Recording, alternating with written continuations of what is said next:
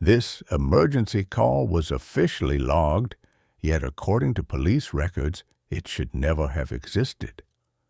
A man's voice whispered an address late at night. Calm, controlled, almost too measured. Just 4 words slipped through the line. "Please hurry. I don't have much time." Less than a minute passed before the line went silent, and when officers arrived, the house was empty. No lights, no movement, no sound, nothing. And still, the call had come from somewhere, though where, no one could say. The call came in around 11:47 p.m. The voice was male, calm, almost clinical. It didn't sound panicked or desperate, just urgent. The man whispered the address and then spoke the words that would haunt investigators. "Please hurry. I don't have much time." That was all, less than 60 seconds, and yet enough to pull every nearby officer into motion, racing through quiet streets with sirens barely breaking the night. Dispatch traced the call immediately. Officers who were already patrolling nearby were on the scene in under 6 minutes. They pulled up to a dark, silent house. Not a light was on, not a curtain moved, no signs of life. Even the faintest hum of a television or air conditioner was absent. It was as if the house itself were holding its breath.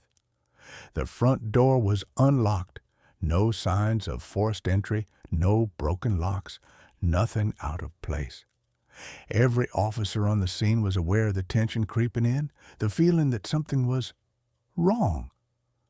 They moved carefully through each room. Kitchen, living room, bedrooms, empty. The air smelled of dust and old wood, of a house abandoned but somehow lived in. The furniture remained perfectly in place, chairs neatly pushed under tables, cushions untouched, no overturned drawers, no scattered belongings, no struggle, no sign of the man who had called. It was as if someone had simply vanished, leaving only the faint echo of a voice behind. Police traced the number. It had belonged to a man who had once lived in the house, but records showed he moved out years earlier. Neighbors confirmed no one had lived there for a long time. Yet somehow that number had made a call, whispering an address that matched the very house now under investigation. Investigators replayed the recording countless times. Each playback revealed something more unsettling. No background noise, no traffic, no distant barking dogs, no breathing, no creaking floors. Only the calm, deliberate voice and the long, almost unnatural silence between words.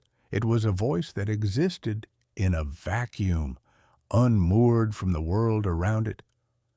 When police contacted the phone company for records, the discovery was worse. The line had been disconnected.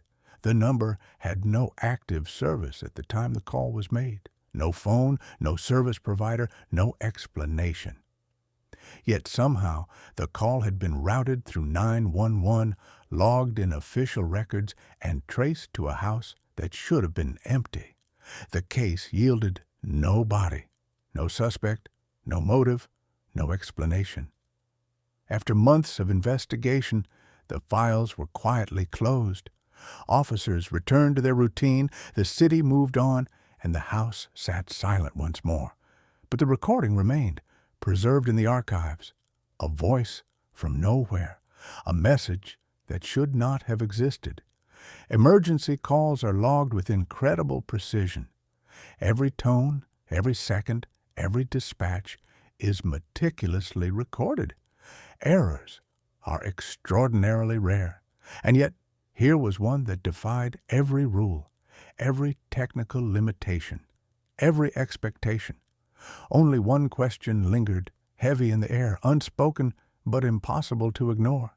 If no one lived there, if the phone had no service, who made the call